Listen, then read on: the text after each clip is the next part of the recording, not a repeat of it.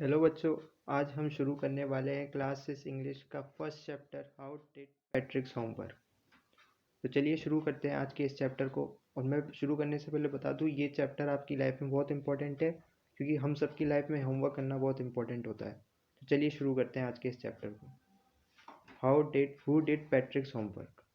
Before you read discuss in class, do you like homework, do you do it yourself, time pass. तो शुरू करते हैं। First कहानी ऐसे स्टार्ट होती है। Patrick never did homework. Patrick एक बच्चा है जो कभी अपना होमवर्क नहीं करता। टू बोरिंग, उसको लगता है ये सब बहुत बोरिंग है। He played hockey and basketball and Nintendo instead. ये गेम्स हैं जो वो खेलता है, हॉकी, बास्केटबॉल, निंटेंडो। होमवर्क नहीं करता, उसको होमवर्क करना बहुत बेकार लगता है। His teachers told him, Patrick do your homework और you won't learn a thing. उसके टीचर उसे बार बार डांटते रहते थे कि पैट्रिक अपना काम करो, नहीं तो तुम कुछ नहीं सीखोगे। And it's true, sometimes he did feel like an ignoramus. और ये सही था, उसको लगता था कि वो बहुत बार कुछ नहीं सीख रहा है। तो आगे बढ़ने से पहले मैं बता दूँ, ये इग्नोरेमस का मतलब क्या होता है। इग्नोरेमस का मतलब होता है कि जब हमें कुछ लग रहा होता है कि हमें कुछ आता नहीं है, हमें कुछ जैसे लगता है ना कि कभी आता नहीं है। मैं आपको बता दूं कि अपनी वोकेबलरी को बढ़ाने के लिए बहुत सी चीज़ें, अगर आप इंग्लिश में स्टोरीज पढ़ो तो जैसे ही वर्ड आया इग्नोरेमस, तो इसको कहीं लिख लो ताकि आपको कभी है ना भूलना ना पड़े। इग्नोरेमस का तो आज मैंने आपको शब्द बताया, इसका मतलब है कि इग्नोरेमस का मतलब जैसे यहाँ पे लिखा हुआ है, an ignorant person who lakhs education. ठीक है, जो आदमी जो एजुकेशन ज्ञान नहीं है जिसके पास। तो हम आगे बढ़ते हैं। But what could he do. पर वो क्या कर सकता था, वो उसको एक लगता था कि मैं वर्क नहीं कर रहा हूँ तो मेरे पास पढ़ाई भी ज्ञान भी नहीं आ रहा है, पर वो कुछ नहीं कर सकता था because he hated homework. Then one day he found his cat playing with a little doll and he grabbed it away. फिर एक दिन उसे एक बिल्ली मिली जो लिटिल डॉल के साथ खेल रही थी, और उसने उसको उठा लिया। To his surprise it wasn't a doll. To his surprise it wasn't a doll. उसके लिए सरप्राइज था क्योंकि वो एक डॉल नहीं थी। उसको लगा वो डॉल है, पर वो डॉल नहीं थी। To his surprise it wasn't a doll at all but a man of teenage size. उसको लगा वो बिल्ली है ना एक डॉल के साथ खेल रही है, पर वो डॉल नहीं थी, एक आदमी था, टीनेज साइज छोटा सा आदमी था। He had a little wool shirt with old-fashioned breeches and a high tall hat much like Wit's।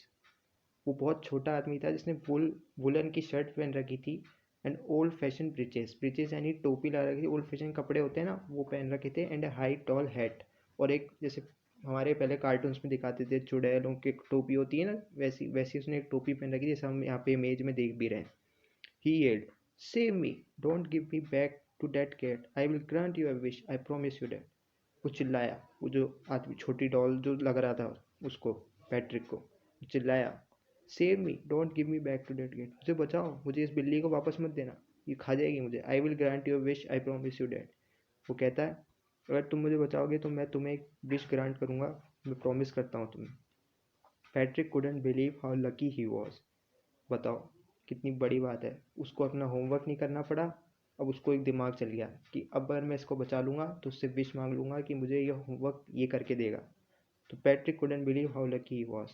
Hair was the answer to all of his problems. उसको लगा कि अब मैं इससे अपना सारा काम करवाऊंगा इसको बचा के। So he said, only if you do all my homework till the end of the semester that's 35 days।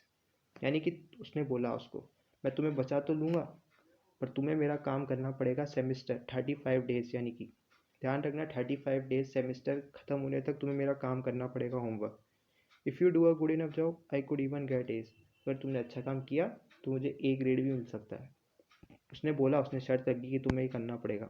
The little man's face wrinkle like a dishcloth thrown in the.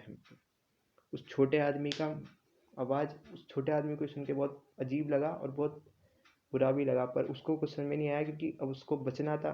तो उसने कह दिया ठीक है। He kicked his legs and doubled his fists and he grimaced his scold and pursued his lips. Oh, am I cursed, but I will do it। देखो, उसको बुरा लगा कि मैं किसी और का काम करूं, पर उसने फाइनली अपनी जान तो बचानी थी, तो उसने कहा ठीक है। Oh am I curse but I will do it. ये देखो बच्चों, मैं नेक्स्ट पेज पे आने से पहले बताऊं, ये जो साइड में जो वर्ड्स लिखे हुए हैं ना, इनको भी पढ़ लिया करो। ये पढ़ने से ना आपकी वोकेबलरी भी बढ़ेगी, और कभी कभार क्या होता है ना, पेपर में इनकी मीनिंग्स भी पूछ दिए जाते हैं, तो क्यों बोनस मार्क्स भी हमारे मिल जाए और डबल फ़ायदे हैं।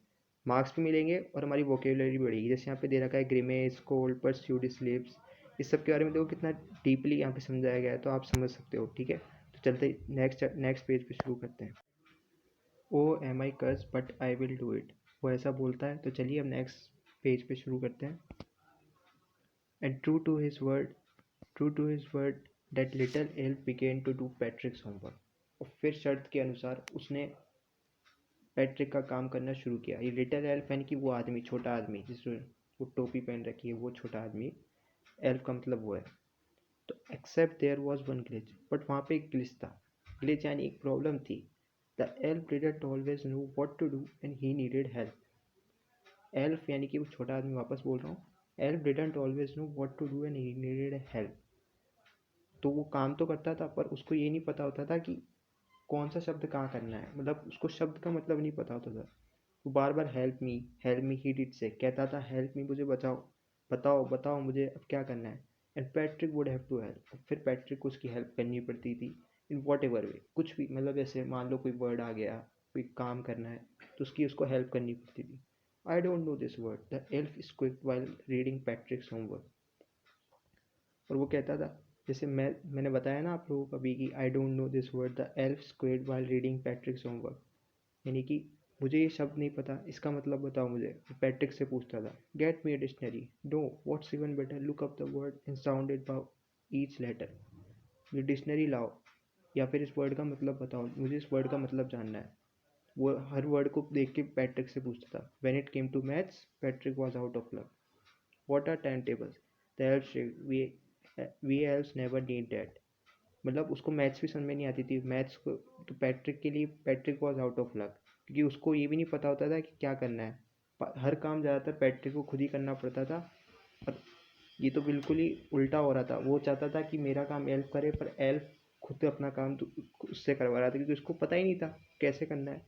तो पैट्रिक को बार बार उसकी मदद करनी पड़ती थी और वही करवाता था। चलो नेक्स्ट पेज पे। And addition and subtraction and division and fractions. Here sit down beside me, you simply must guide me. Addition, subtraction, division, fraction सब वही कराता था। Here sit down besides me, you simply must guide me. वो उससे वही guide कर लेता था और खुद कुछ काम नहीं करता था, करना ज़्यादातर काम पैट्रिक को ही करना पड़ता था। Elves know nothing of human history, अब आई हिस्ट्री की बात, तो हिस्ट्री भी नहीं आती थी। To them it's a mystery, क्योंकि उसको मिस्ट्री लगती थी, वो इस दुनिया का था ही नहीं, तो हिस्ट्री उसके लिए एक mystery,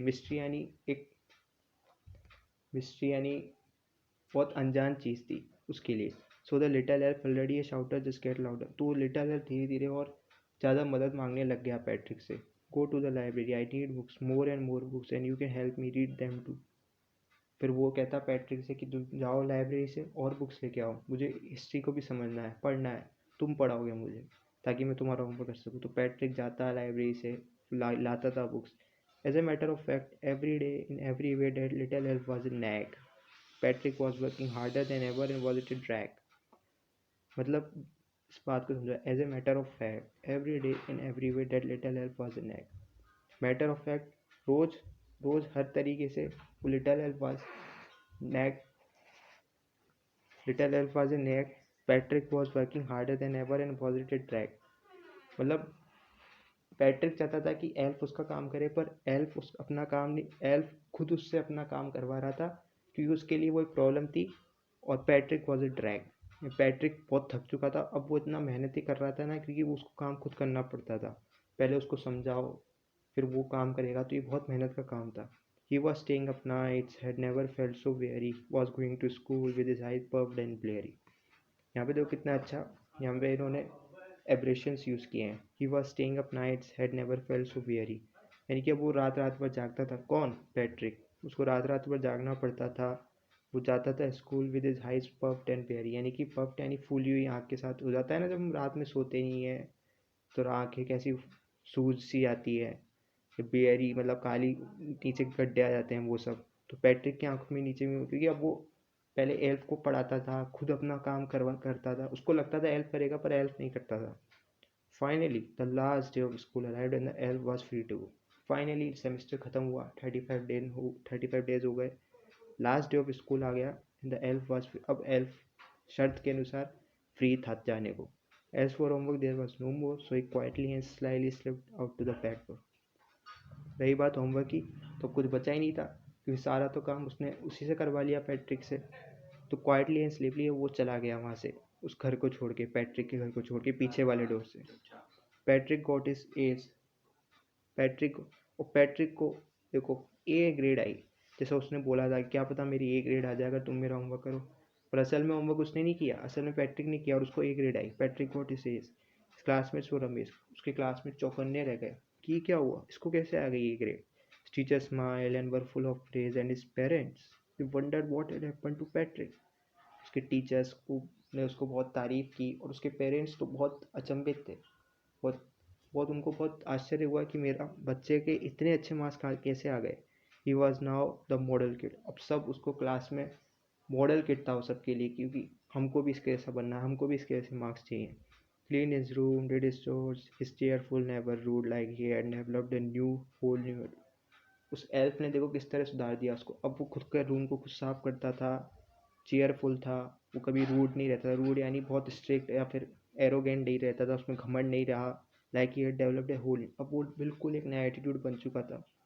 you see in the end Patrick still thought he did made the tiny man do homework. In the end Patrick को लगा कि उसने अपना सारा काम एल्फ से करवाया है। But I will share a secret, but ये कहानी जो सीक्रेट जो मॉरल शेयर करना चाह रही है, just between you and me, जो ऑथर बताना चाह रहा है, you and me, it wasn't the elf, Patrick had done it himself. Patrick ने करवाया। आपको क्या लगता है किसने करवाया ये काम? मुझे तो लगता है पैट्रिक ने खुद ने किया है काम, क्योंकि अगर पैट्रिक अगर एल्फ को नहीं बताता तो एल्फ कैसे करता। तो यही मॉरल है कि अपना काम खुद करना चाहिए। और देखो पैट्रिक किस तरह बदल गया, उसको सिर्फ ज्ञान ही नहीं मिला, उसने एक नया एटीट्यूड भी डेवलप किया, वो बच्चों के लिए मॉडल बन गया। उसके टीचर्स ने तारीफ़ की, उसके पेरेंट्स कितने खुश हुए, उस पर प्राउड फील किया। तो यही है इस कहानी का मोरल, अपना काम खुद करना चाहिए। और भगवान भी अगर हमारी मदद करता है अगर हम खुद का काम करते हैं। ये कैरोल मूरे की स्टोरी है, छोटी सी स्टोरी है, बहुत सिंपल सी स्टोरी है, बट एक बहुत इंसाइटफुल स्टोरी है। चलिए मिलते हैं नेक्स्ट चैप्टर में। Bye, ta ta, see you then.